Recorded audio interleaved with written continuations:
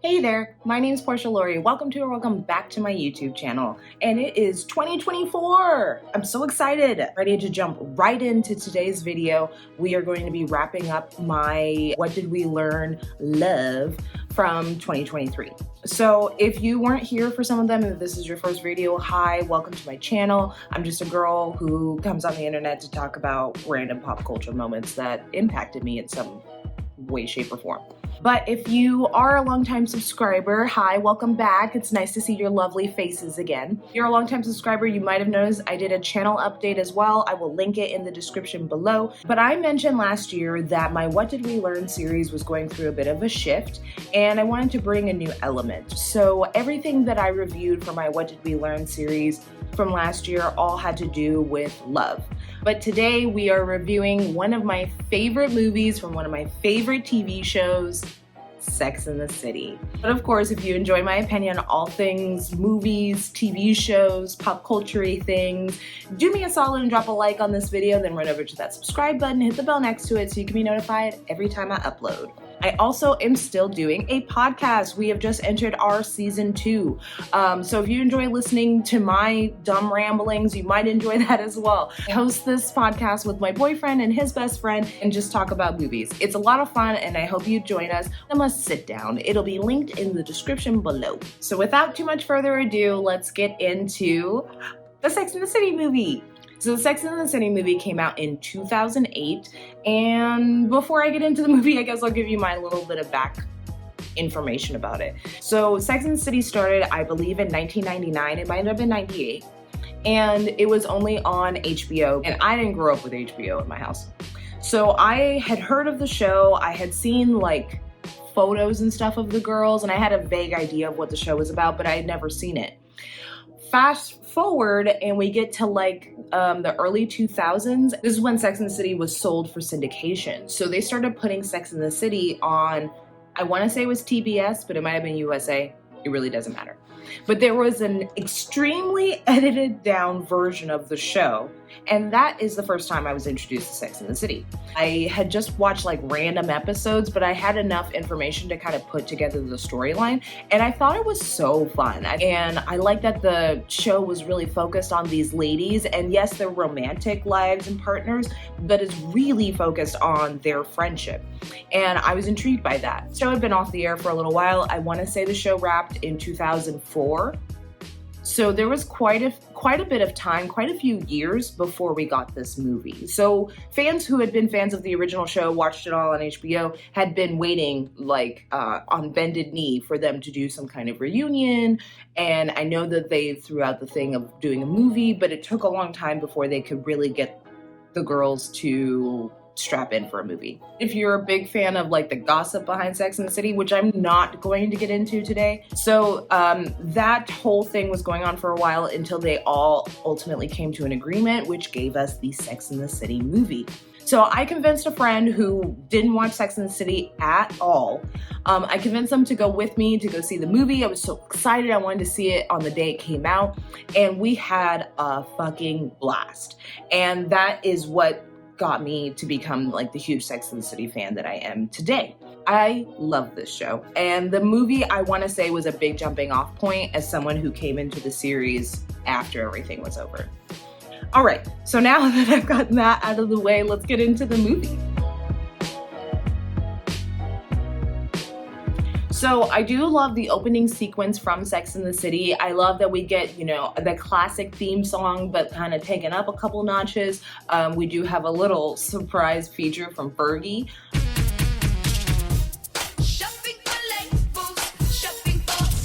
Remember when Fergie was like a whole moment?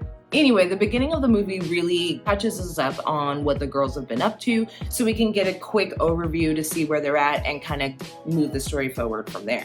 Which I appreciate because I feel like in a movie like this, they might be tempted to do some like making up scenarios and like showing us stuff that we didn't see in the time frame that the show wasn't airing. But I like that it's just quick. It's like, here's what Miranda was up to, here's what Charlotte was up to, you know, and we just like cut to the chase.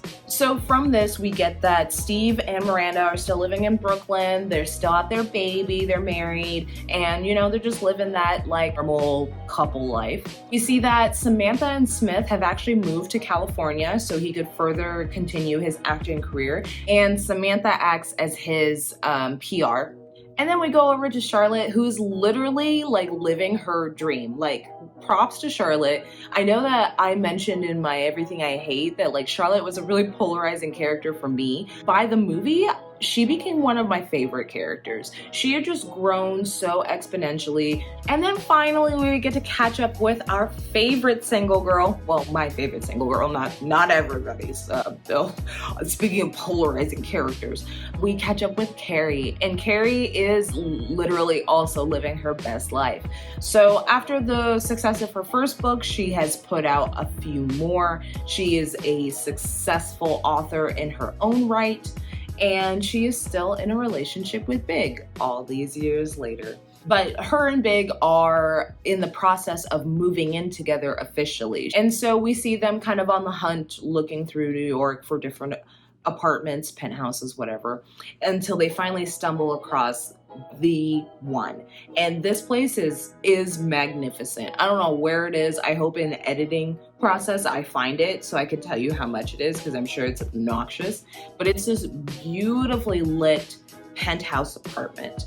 And Carrie's unsure if she can really afford it, but don't worry, Big's got it. And he says the magical words that every woman wants to hear: I can build you a big closet. That is the sexiest thing that man has ever said in the history of the show.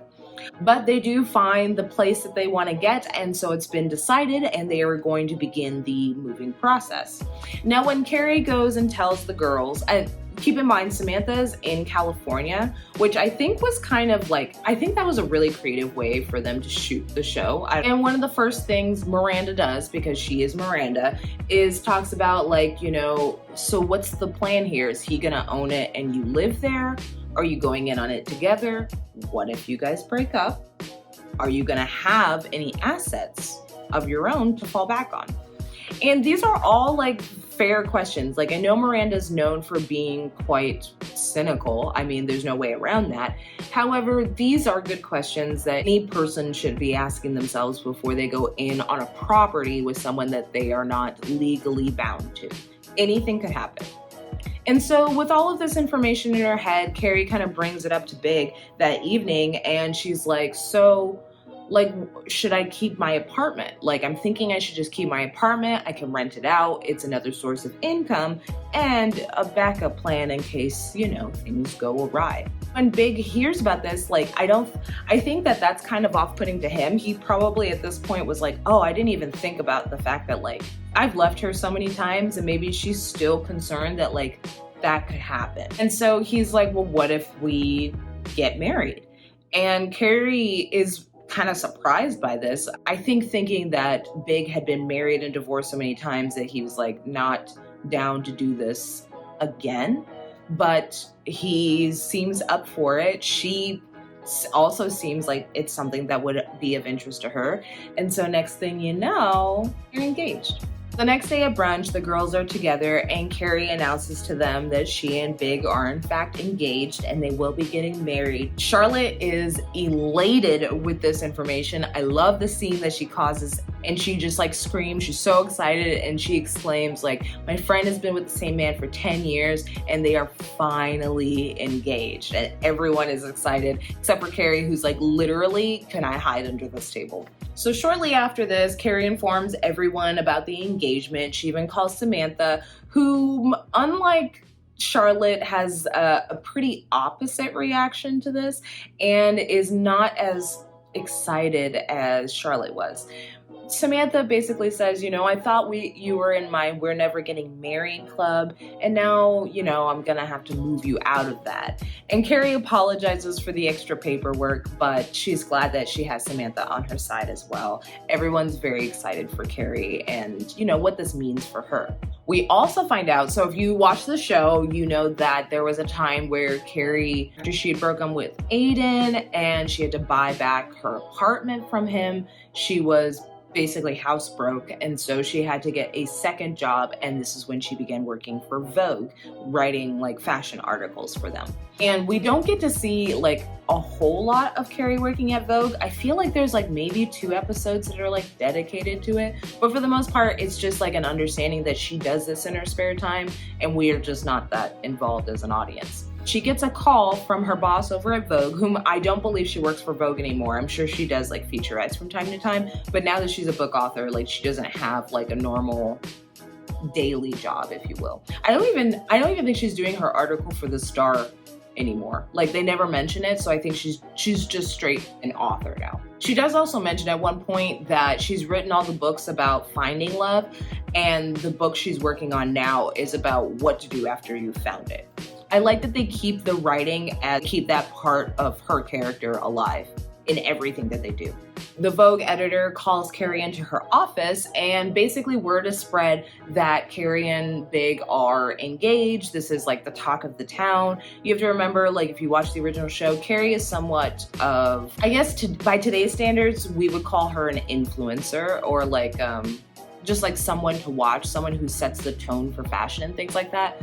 But in that time, you would consider her like a socialite. So she would just be, she's just known for being very social, having a large circle, being seen at like cool parties with cool people. So it's made the rounds in the New York society that they are now to be married.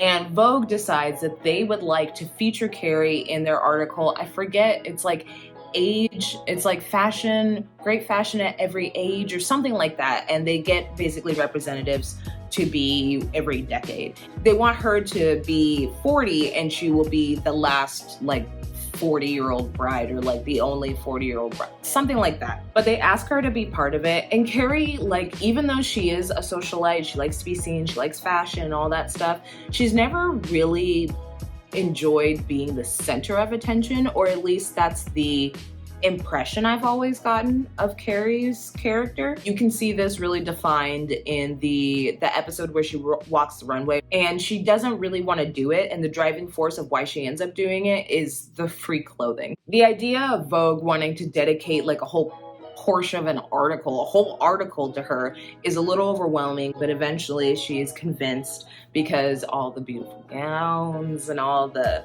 Vogue photography. It's Vogue, okay? It's beautiful. Why would you turn down an opportunity like that? So Carrie does end up agreeing to the terms, and she will be featured in Vogue as the 40-year-old bride. So then we get a montage of her trying on all of these really elegant, beautiful wedding dresses, like some of the most beautiful wedding dresses I've ever seen. I particularly like the one that's like, it's a little more sleek, a little bit more like of a silky, heavier sitting dress. Chef's kiss. That is stunning. One of my favorite looks from this whole montage. And of course, the one that everyone remembers, and the one that she will ultimately go on to wear on her wedding day, a like Vivienne Westwood just creation. It's absolutely beautiful. I believe that Vivienne Westwood has recently passed away, so RIP to her.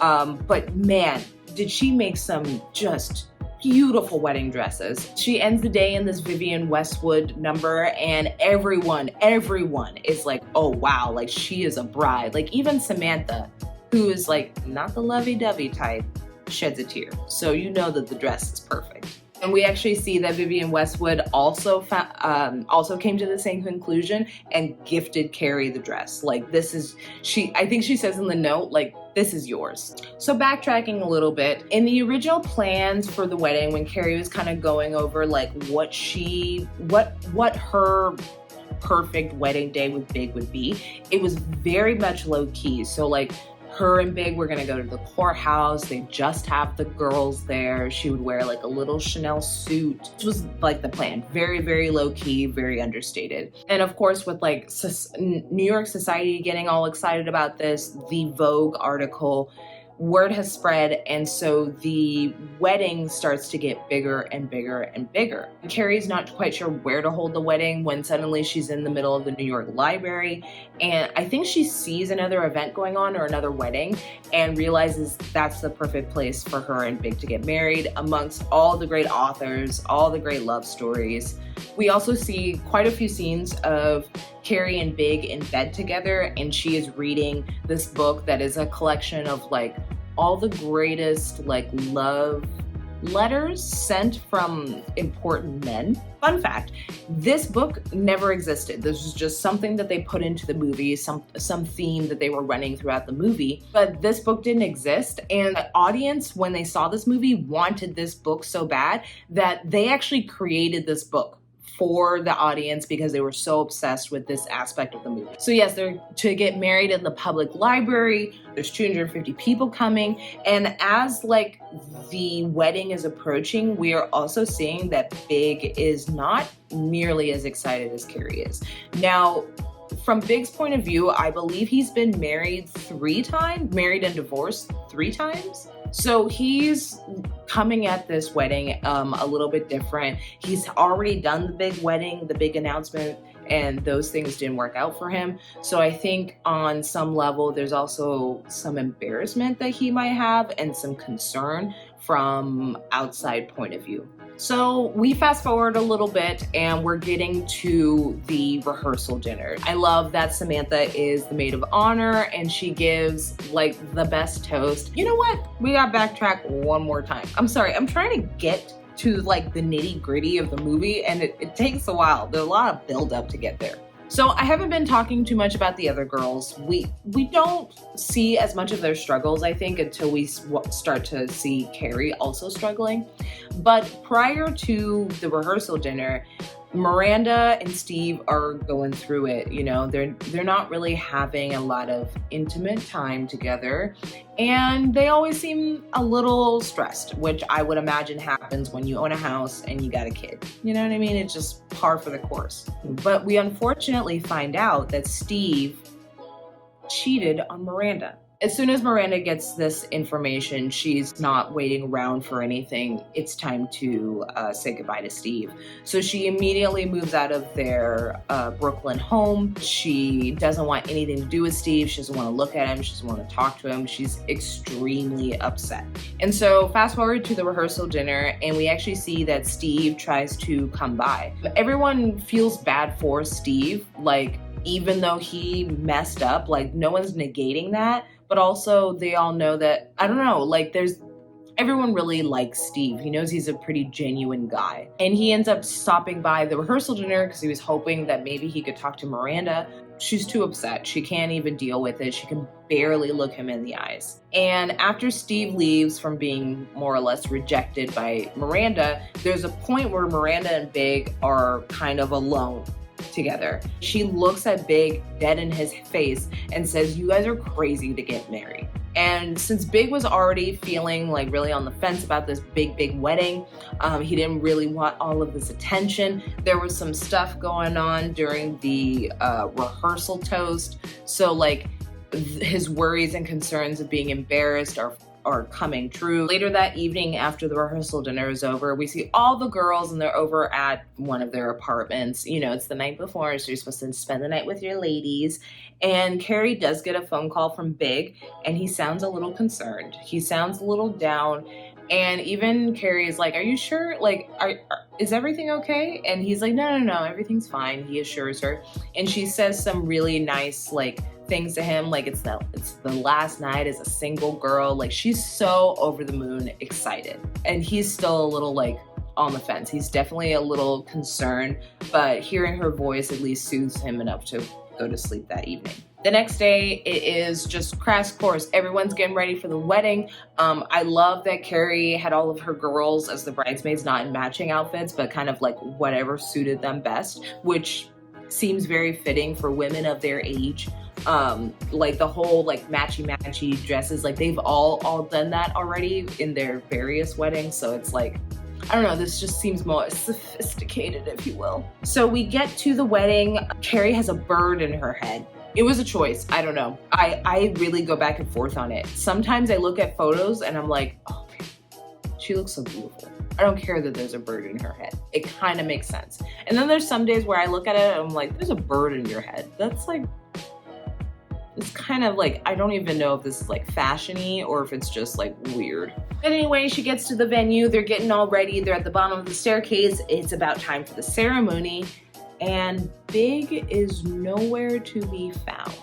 So Big this entire time has been trying to get a hold of Carrie.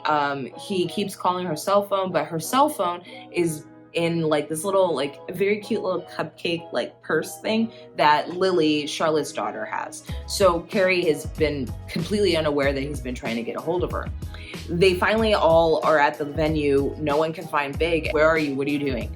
And he's like, I've been trying to get a hold of you. And he's like, she's like, I was getting ready for the wedding? What are you doing? And this is where Big confesses to her over the phone, I'm not coming. And that has to be like, I don't want to imagine what that would be like. That's devastating. Devastating. Carrie gets off the phone and she says to everyone, he's not coming. And immediately she's like, get me out of here. This actually kind of reminded me of the episode where Miranda and Carrie go wedding dress shopping for fun.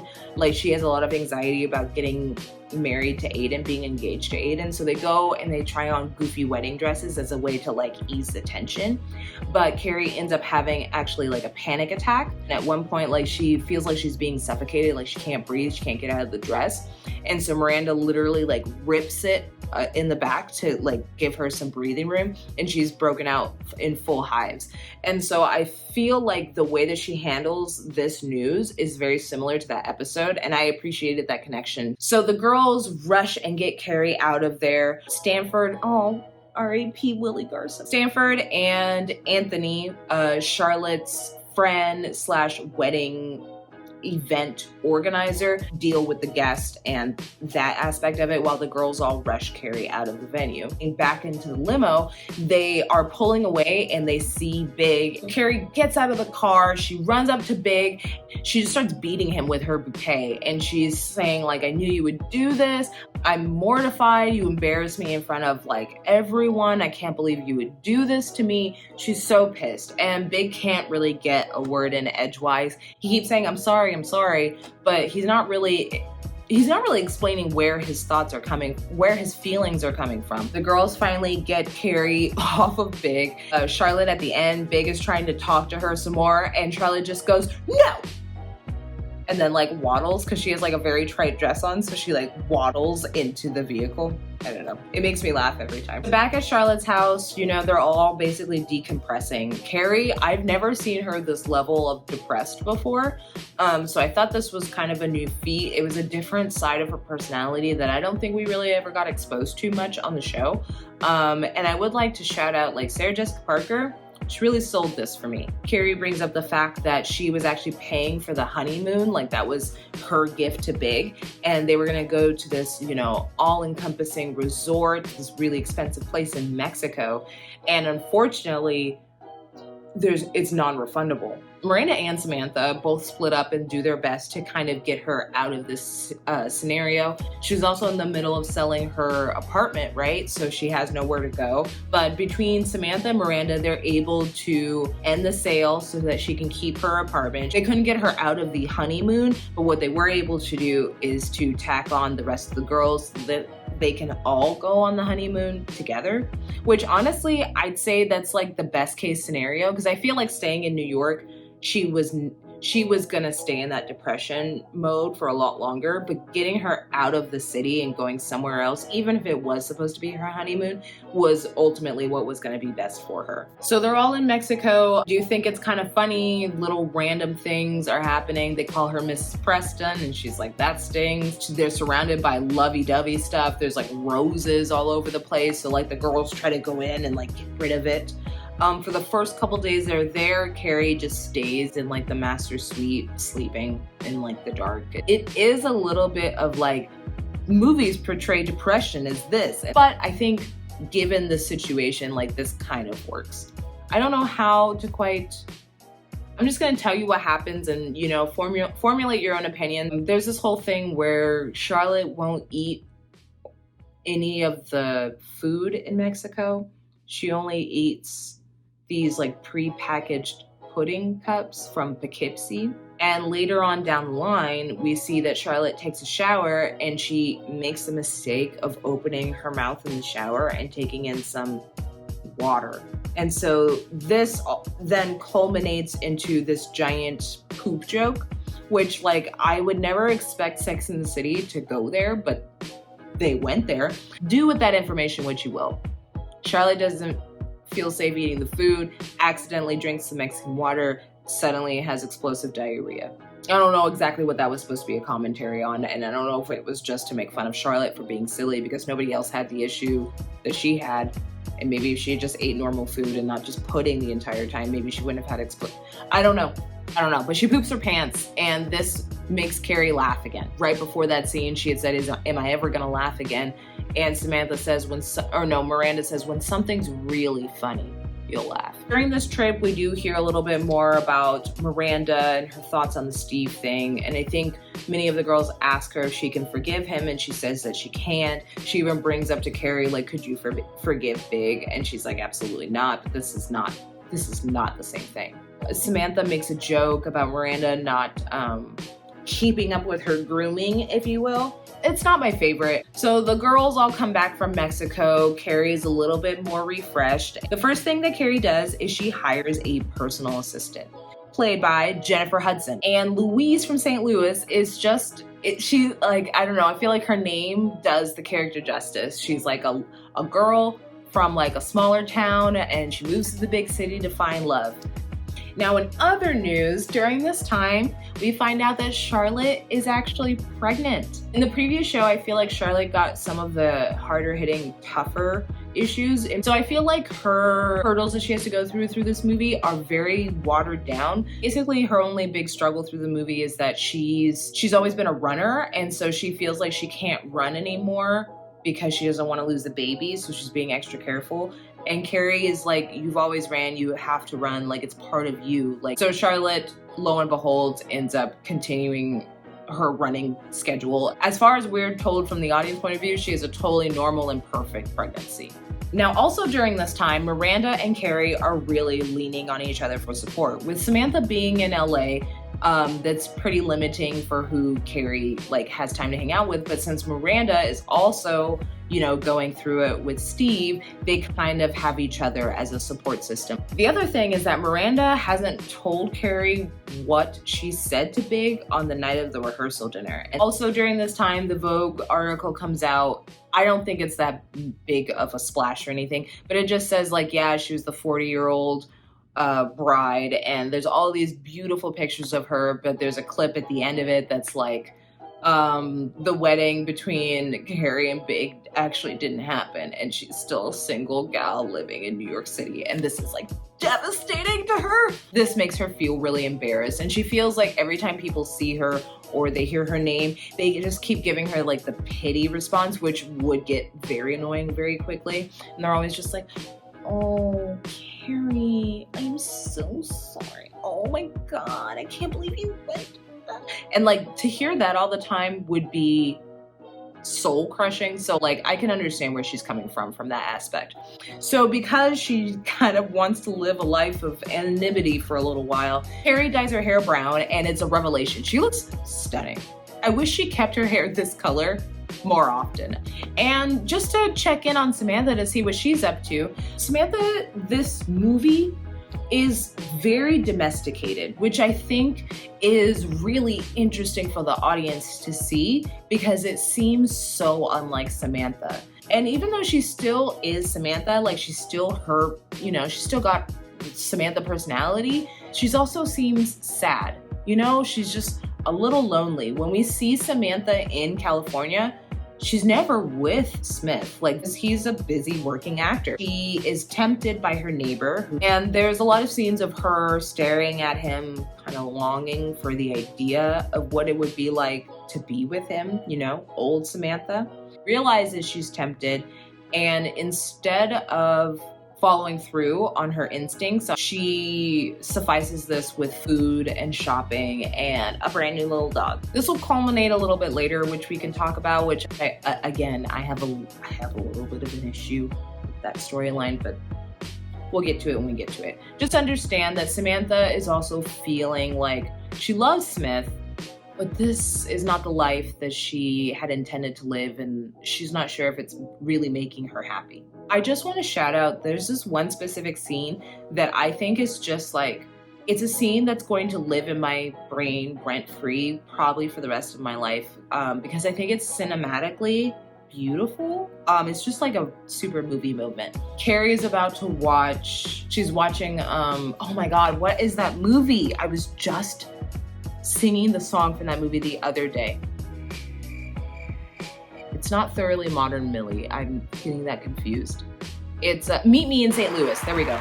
She's about to pop on that movie and she thinks of Miranda and she throws on a fur coat and she runs, literally. She runs from her brownstone and takes the subway and runs all the way to Brooklyn to be with Miranda on New Year's. And the entire time song plays in the background, it's this like soft, ethereal, acoustic sounding cover of Auld Lang Syne. I like that the show is about love and relationships and all of that kind of stuff, but at the core of it, it's about these friendships. It's about how all these women in Carrie's life and you know, vice versa, they keep each other grounded at the end of the day. And no matter what happens in their love lives, they have each other to fall back on. And that's so beautiful. And I love that this show really, really showcases that.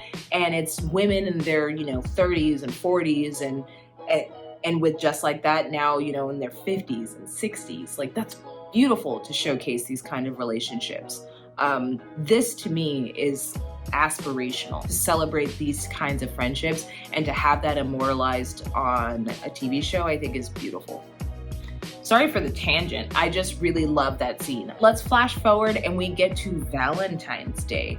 So I bring this up because this is when Miranda finally tells Carrie what's up.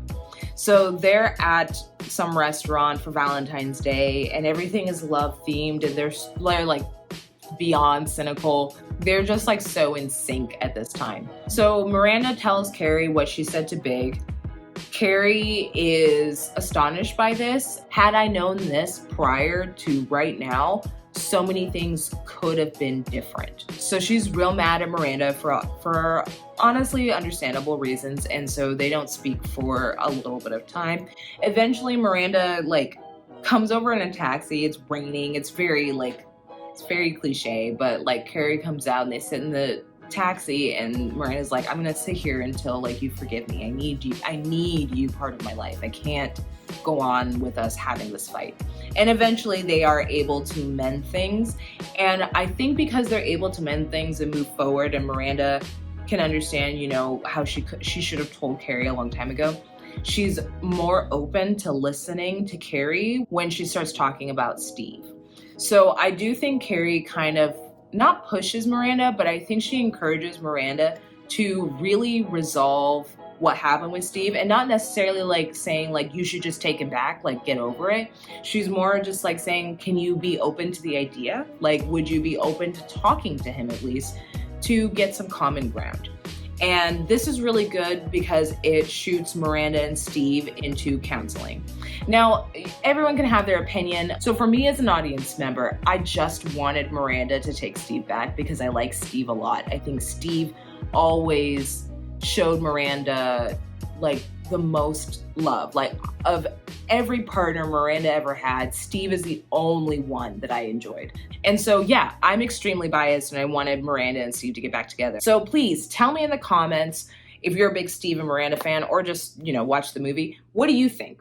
Would you have taken Steve back? In the future TV show and Just Like That, if you've watched it, I've only seen the first season, by the way, but if you've watched it, then you know how things end up with them. So like with that in perspective, should they have ever gotten back together? Maybe this was an out for Miranda that she didn't know that she needed or wanted. But in retrospect, I'm kind of like, maybe they should have just not gotten back together. I don't know. But basically, the plan is that they'll go to couples therapy, and then at the end of the duration of, like, I guess a program that they're on, I'm assuming, they will make a decision whether or not they want to stay together. Then they meet on the Brooklyn Bridge. It's a joke that Carrie also makes of the fact that they decided to meet on a bridge. That's not the first place I would have chosen either.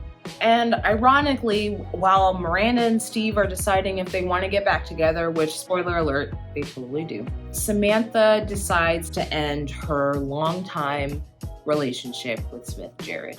And honestly, this one was like a harder breakup than I thought it would be. I always like had Samantha in this like idea of like, she's the actual eternal single gal, you know what I mean? And so to see her actually fall into this relationship and genuinely be in love and just like seeing her in this element was interesting and fun. But I also kind of knew in the back of my mind it had to come to an end at some point. So Samantha makes the tough decision and she tells Smith that, you know, she loves him. This is just not making her happy anymore and she needs to go out in search of what will. Tearfully, they break up. It makes me very sad, but I really like that. Also, I completely skipped over the fact where Samantha was hiding her depression and unhappiness with food, and then like she goes back to New York and all the girls see that she's gained weight and that's what helps her like decide to leave Smith. I don't like that aspect of the movie. I don't know what I'm supposed to feel, but they keep saying like Samantha's gained weight and like the girls commenting on it. And at some point, like Carrie makes a joke of like, do whatever your gut tells you, and like everybody laughs and like, it's kind of all lost on me. So I just decided not to really talk about that part. So now by this time, Charlotte is very, very, very, very pregnant and adorable. I mentioned this in my fashion video, but I love this outfit. Charlotte goes out to like lunch by herself. She was shopping for the day, out to order some food, and looks up and Big catches her eye. And the moment Charlotte and Big's eyes lock, she realizes, oh my God, that's Big. I need to get out of here. I don't want to see him. Because she's so big and pregnant, she can't just like simply stand up and leave. Like she has to like literally waddle out of the table. So Charlotte is maneuvering out of the restaurant and she cannot do this without making a lot of noise and drawing a lot of attention. So of course, Big immediately notices this as well. It's outside and she's trying to hail down a taxi so that she can just get out of this awkward scenario. When Big comes up and approaches her and says, Charlotte, can I talk to you? And she stomps her feet and she's like, no, I don't want to talk to you. You will hurt my friend's feelings. And Charlotte had mentioned earlier in the movie how she had been practicing what she would say to Big if she ever saw him again. And so this is her opportunity, so she does it. So she literally stomps her foot, points her finger at his face and says, I curse the day you were born. And then her face drops because her water dropped. And Big notices, obviously. And so he's like, oh my God, I gotta get you to a hospital. And she's like, I don't wanna be around you. I don't wanna be near you. And he's like, Charlotte, you're pregnant. Please, I have to get you to a hospital. So against her other wishes, Charlotte shuffles into the town car and Big whisks them away to the closest hospital. Flash forward and we see Carrie arriving to the hospital to meet Charlotte and the new baby Rose. She has a Lily at home and they decide to name her new daughter Rose. She's a Lily and a Rose, and I think it's very cute. Harry actually takes her aside and mentions, like this was quite an event. Charlotte ran into Big actually, and he was the one that brought her to the hospital. And he's like, I know it's none of my business. I know that a lot went down, but the guy seemed so sad and upset. And he asked me to tell you to call him. So he's like, I'm not saying what you should or shouldn't do, but man, the guy looked messed up. So Carrie takes this information and she doesn't like immediately call him or anything. She just kind of tucks that information into her back pocket. Now, Louise from St. Louis, like I said, she's not in the whole movie. She actually ended up reconnecting with her ex-boyfriend when she had gone home for the holidays, and so she got engaged, and so she's moving back to St. Louis. And she kind of not last minute, but she kind of gave over all of the stuff over to Carrie to basically run her own life again. One of the things that Louise had done while she was being the personal assistant for Carrie is that she had sequestered all of Big's emails, because he was like emailing Carrie pretty frequently, and sequestered them somewhere where she wouldn't have to see them. Now, after the whole Charlotte giving birth thing, Carrie wants to get into those messages, and she eventually figures out what the password is, and she finds them all. And what she finds is that I think Big has emailed her like every day since they broke up, like every day since the wedding, or something, like every week. But he's been emailing her a lot. And at first he didn't know like what to say, and so a lot of the emails was like, I don't know what to say. And she was like, then don't send an email. But over time, since he couldn't find the words, he used that book that she had been reading at the beginning of the movie, The Letters of Great Men, and would just basically copy those letters and send them to Carrie, because he didn't have the words to say what he meant, but he thought that these might suffice. Which, like, I don't know, I'm on the fence about that. I'm like, yeah, that's kind of cute. It's kind of sweet. It's kind of caring. But also I'm like, but is it? I don't feel like you're trying that hard, but that's neither here nor there. So Carrie's finding all of these emails, and you know, it's definitely softening that piece of her heart again. And randomly she gets a call from Louise, and Louise reminds her that the apartment on 5th, I think that was, yeah, the dream apartment on 5th is going to be closing. Carrie had left a pair of shoes there, and so Louise was reminding her, hey, you've got some $400 shoes there, you might want to go and pick them up before they're gone forever. Carrie, the true shoe gal of the universe, is like, well, yeah, I'm not going to leave those shoes behind. So she scurries across town to Heaven on 5th. That's what it's called, or that's what they refer to it as. She goes to Heaven on 5th, walks inside the closet to get her shoes, and guess who's there? Mr. Big himself. So Mr. Big's there, and he was saying, he's like, you know, I knew these shoes were left behind and that you'd want them back, so I was gonna send them to you. And Carrie ends up just running into his arms, and this is where we see the couple reconnect. And then at some point they just end up sitting on the floor next to each other, and they kind of like talk it out lightly, like what went wrong. You know, the wedding got bigger than Big, and she wasn't listening to his needs, as well as he confesses, you know, I wasn't telling you how I was feeling, I was bottling it up. And they both agree that like part of why this wasn't working is like their proposal was shit. So he reproposes to her with the shoe acting in place of a ring. And it's really sweet. I really like the way that they end up back together. It didn't seem too soon because we spent the bulk of the movie with them apart. So it actually seemed, and I believe like almost a full year went by. So it's more believable that they could have worked out their differences and gotten through it with this amount of time given to them. Whereas like if this had been TV episodes, like they probably would have only been apart for a couple of episodes, and so it wouldn't have had the same meaning for us as the audience watching. But I do think that they did a good job of reuniting them in a way that felt realistic. And so the next thing you know is we see that Carrie and Big do indeed get married. And with their original plan, they're in the courthouse, it's just the two of them. And when they leave, Big surprises her with all the girls waiting for them in the hallway. They all go out for breakfast, and it's just very cute. And that is the Sex and the City movie. So I think the comedy or joke style of Sex and the City, as well as the movie, is pretty consistent.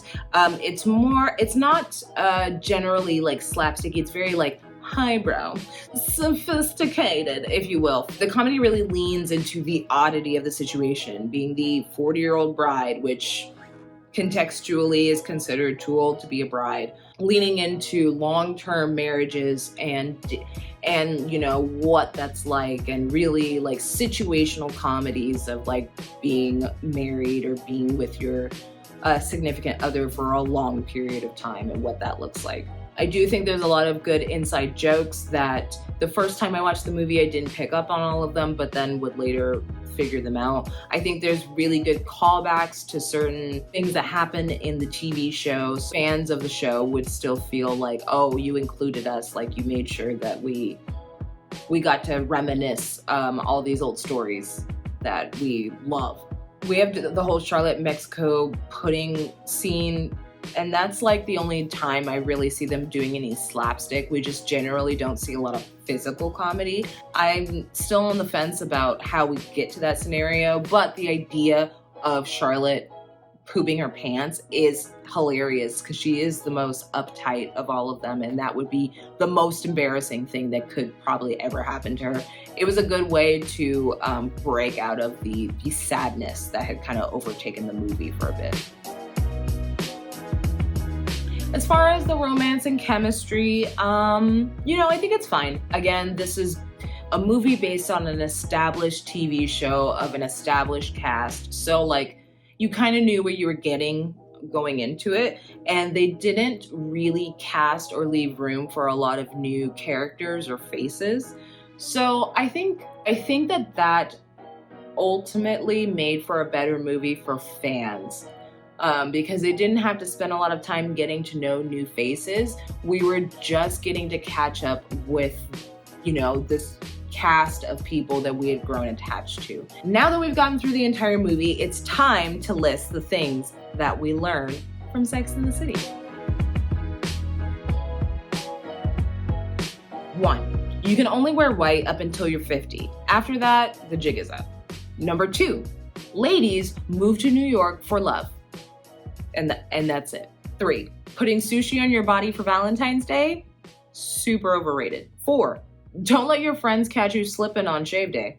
And 5, lastly, pick your friends well, and then you'll never be alone. So my last few thoughts before I let y'all get out of here. I hope you enjoyed this video. I hope you enjoyed going down memory lane with me. I just wanted to mention that I have not done a video on the And Just Like That continuation of the show for a couple of reasons. I canceled a bunch of my streaming services towards the end of last year, A, to save money, and B, because I was only using those streaming services to rewatch things I'd already seen, and it was becoming way too expensive to keep doing that, so I just stop my subscription. But with doing that, it means I missed the second season of And Just Like That, and so I'm a whole season behind. And then the other reason I haven't covered the show yet is because I don't personally know how I feel about the show, but like I just watched it, and I was watching it because I was like, I just miss these characters. I just miss them being all together. I wanted that little burst of nostalgia, but I didn't really like it that much.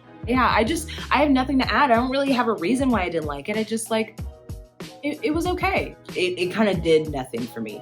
And lastly, the other thing is that there's no Samantha, and I feel like even though Carrie is like the star and she's my favorite, like Samantha is so much of Sex and the City, and so like it was very weird to watch a whole season where Samantha is just like mentioned in passing. Also, because I'm a fan of the OG show, I would have preferred that they just killed Samantha off, like then do this whole like her and Carrie had a big like misunderstanding and they're not speaking anymore and she's like off living in another country or like wherever she is.